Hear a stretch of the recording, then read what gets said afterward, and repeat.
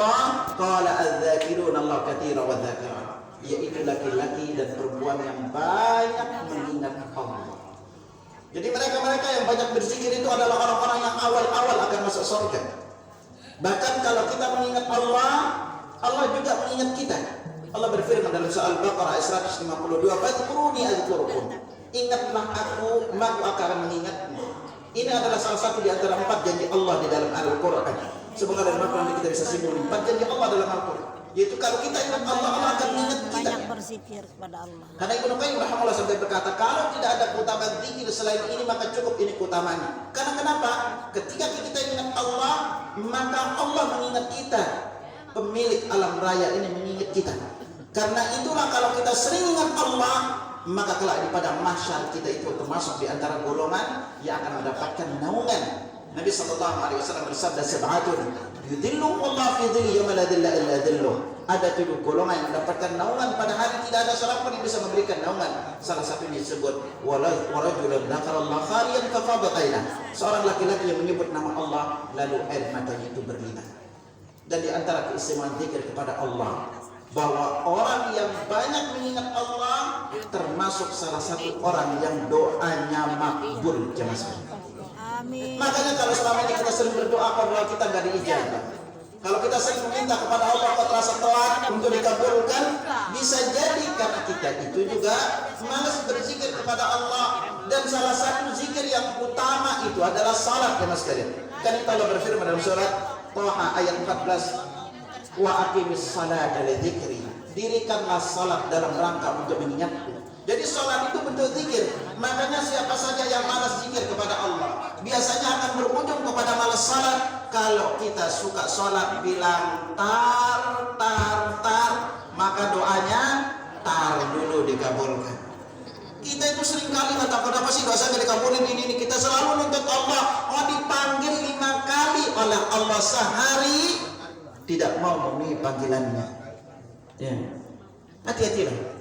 Jadi jangan kita nyalahkan Allah aja. Nah, jemaah rahimakumullah, kita masih banyak keutamaan zikir ini, jemaah sekalian. Karena zikir ini adalah bab yang luas. Dan satu poin Anda ingatkan di bab zikir ini, yaitu ketika kita berzikir, pastikan zikir yang kita baca itu yang ada contohnya dari Rasulullah SAW.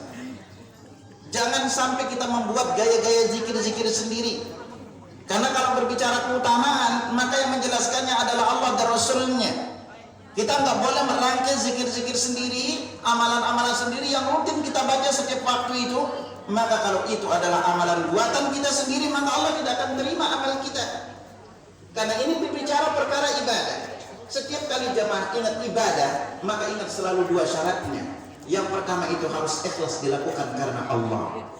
Kalau ini kita sudah sering ngerti. Yang kedua itu adalah harus ada tuntunan dari Rasulullah SAW. Seperti apa zikir yang Nabi baca? Seperti apa tuntunannya? Jangan sampai kita membuat zikir-zikir sendiri, lalu itu yang lebih sering kita baca dibanding yang diajarkan oleh Rasulullah SAW. Makanya Islam ini sudah komplit. Sampai-sampai bab zikir kita diajarkan mana-mana yang paling banyak Nabi baca. Karena zikir ini dia memiliki berbagai macam variasi. Makanya pastikan zikir yang kita baca ini yang dicontohkan oleh Rasulullah SAW. Ada 6 zikir yang sampai kepada kita riwayatnya dari Nabi SAW yang paling banyak Nabi baca. Ini Anda ambil dari sebuah kitab yang berjudul Al-A'mal Allati Aktsara Minha Nabi SAW. Amalan yang Nabi perintahkan banyak lakukan, belum perintahkan juga untuk banyak lakukan amalan. Sebenarnya banyak zikir, amalan-amalan yang Nabi perintah banyak lakukan. Cuma kali ini kita akan ambil di salah satu zikir. Ada beberapa zikir sebenarnya. Ya. Nah, zikir di antara yang paling banyak Nabi baca itu, Anda singungkan dulu, baru kita singungkan sekilas keutamaan. Yang pertama itu, yang pendek adalah lafaz zikir La ilaha illallah. Ini yang pertama. La ilaha illallah. Yang kedua, coba kita baca. La ilaha illallah. Nah, ini zikir ini nanti akan kita jelaskan pola zikirnya.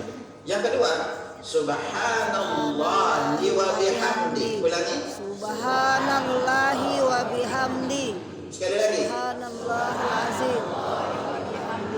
Yang ketiga, la haula wa la quwwata illa billah. Coba ulangi.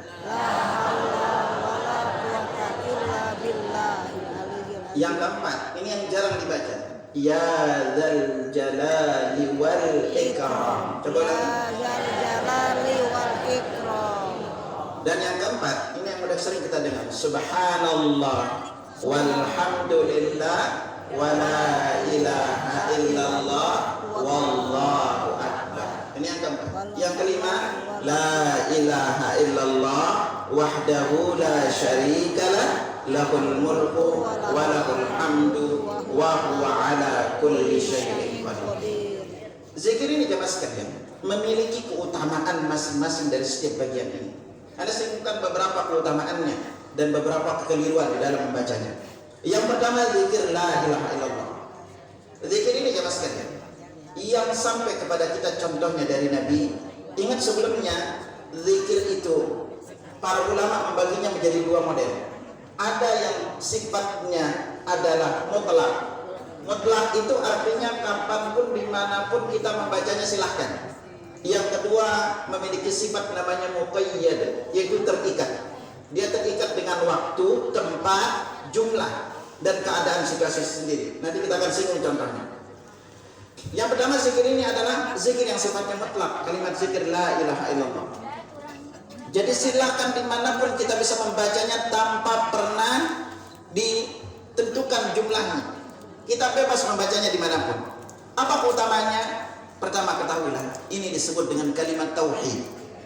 Jadi kalimat la ilaha illallah ini adalah kalimat tauhid, yang artinya yang benar adalah tidak ada sesembahan yang berhak diibadahi dengan benar selain Allah. Jadi kalau kita tahu bahwa hanya Allah tempat kita beribadah, hanya Allah tempat kepada kita nyembah, maka jangan pernah meminta menyembah kepada selain Allah. Mintalah kepada Allah apapun masalah hidup yang kita hadapi. Yang kedua, zikir ini adalah berat nilainya dalam timbangan amal. Jadi kalau ingat yang akan menentukan seberapa cepat kita masuk surga adalah beratnya timbangan amal kita. Makanya Nabi Nuh sebelum wafatnya berwasiat kepada anaknya, amur kabitnaini wa anhaka aditnaini. Aku perintahkan kepadamu dua perkara dan aku larang kamu dari dua perkara. Apa kata amur kabila ilaha illallah? Aku perintahkan kepadamu sering-sering berzikir, mengucapkan kalimat la ilaha illallah. Kenapa? Kalau zikir ini, la ilaha illallah ini diletakkan di satu sisi timbangan, lalu 7 lapis langit dan bumi diletakkan di sisi timbangan yang lain, rajahat bihinna la ilaha illallah, maka la ilaha illallah itu lebih berat. Jadi semakin sering kita berzikir, timbangan amal kita itu semakin berat nanti. Dan ingat, Allah firmankan kepada kita dalam surat, faman taqulat mawazinuhu fahuwa fi 'aisyatin radiyah. Siapa yang berat timbangan amal kebaikannya, maka dia berada dalam kehidupan yang diridhai. Wa man khaffat mawazinuhu fa ummuhu hawiyah. Siapa yang ringan timbangan amal kebaikannya, maka tempat kembalinya adalah neraka hawiyah. Jadi dengan kita jamaah kalau disuruh pilih, Ustaz zikir mana yang akan sering saya baca? Baca aja sering-sering kalimat zikir la ilaha illallah. Kenapa jamaah sekalian? Karena di antara keistimewaannya, siapa saja yang ucapan terakhirnya membaca lafaz zikir la ilaha illallah pasti masuk surga. Karena itu Nabi SAW bersabda, man kana akhir kalami la ilaha illallah dakhala al-jannah. Siapa saja yang terakhir ucapannya adalah la ilaha illallah pasti masuk surga. Zikir ini juga jemaah sekalian, dia adalah di antara kebaikan yang paling afdal. Dalam hadis riwayat Abu Dzar Al-Ghifari, Nabi SAW pernah bersabda, "Idza 'amilta sayyi'atan fa'atbiha hasanah." Kalau kamu melakukan keburukan, ikuti dengan kebaikan. Lalu Abu Dzar bertanya, "Ya Rasulullah, aminal hasanati la ilaha illallah?" Apakah la ilaha illallah termasuk kebaikan? Maka Nabi menjawab, "Hiya afdalul hasanat." Dia adalah kebaikan yang paling afdal. Lalu zikir ini jemaah sekalian, bahwa zikir ini adalah di antara zikir yang dengannya kalau kita membaca, maka kita akan digugurkan dosa-dosa kita oleh Allah Subhanahu wa taala. Zikir ini juga kalau kita baca, dan dengannya Allah menciptakan langit dan bumi gara-gara kalimat la ilaha illallah. Bahkan Nabi katakan bahwa dengan kita sering membaca zikir ini, kita sama dengan memperbaharui iman kita. Kan itu Nabi SAW pernah bersabda, "Jadidu imanakum," perbaharui iman kalian. Lalu sahabat bertanya, "Wa kaifa Rasulullah. Bagaimana kami memperbarui iman kami ya Rasulullah? Qulu, ucapkanlah la ilaha illallah, ucapkan perbanyak la ilaha illallah. Bahkan kita disuruh mentalqinkan mayit kita dengan kalimat la ilaha illallah. Ini di antara beberapa keutamaan. Lalu zikir kedua yang paling banyak kami baca adalah zikir subhanallah wa bihamdi. Anda ingatkan di kalimat ini jemaah sekalian, karena ini zikir yang kadang-kadang seringkali banyak keliru dibaca. Terutama di lafaz zikir subhanallah ya. Coba kita ulangi. Subhanallah. Coba lagi. Perhatikan di sini. Perhatikan huruf H-nya itu panjang ya Mas. Ya ikuti